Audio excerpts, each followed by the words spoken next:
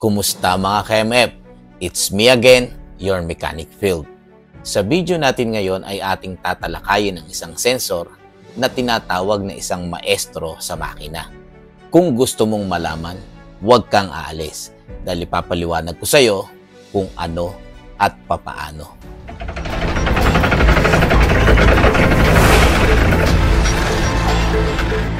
Mga KMF, maaaring hindi nyo pa naririnig ang tungkol sa crankshaft sensor. Ang crankshaft sensor ay kadalasang nakatago sa kailaliman ng isang makina. Isa itong maliit na pyesa, ngunit napakalaki ng tungkulin nito sa makina.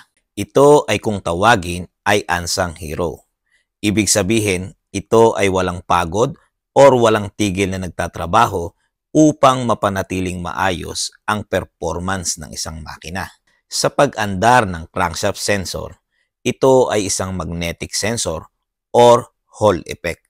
Ang tungkulin nito ay upang magbigay ng boltahe at subaybayan ang bilis at posisyon ng piston na konektado sa engine crankshaft, isang pangunahing bahagi ng makina na nagko-convert ng linear motion sa rotational motion. Kinokolekta ng sensor ang data na ito at ipinapadala ito sa Engine Control Unit or ECU.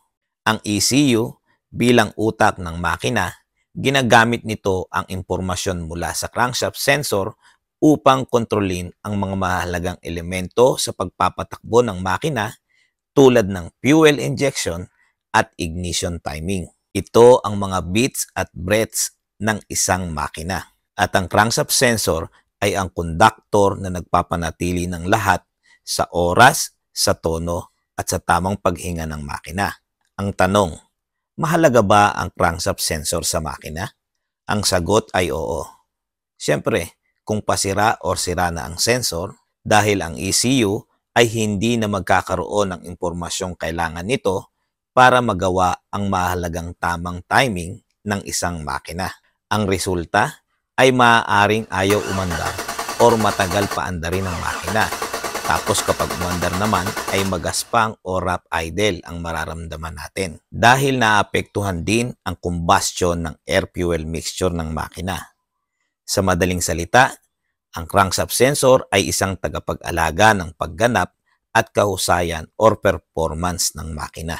Kung pag-uusapan ang analogy ng crankshaft sensor sa pagkukumpara, ang papel o tungkulin ng isang crankshaft sensor ay katulad ng isang maestro na nagsasagawa ng isang orkestra na tinitiyak na ang bawat nota ay papasok sa tamang oras upang lumikha ng isang maayos na melody. Ang melody ay tumatakbo sa ating makina para sa pinakamainam na pagganap. Tandaan natin, ang bawat bahagi ng isang makina ay may kanya-kanyang papel para maibigay ang magandang timing sa ikagaganda ng performance nito sa makina. Mga KMF, I hope na nakatulong sa inyo ang video natin na to. At kung nakatulong sa inyo ang video na ito, please don't forget to subscribe our channel, like and follow our FB page, and click the notification bell para lagi kayong updated sa mga bagong video pa na gagawin natin. Thank you for watching. See you next time. God bless.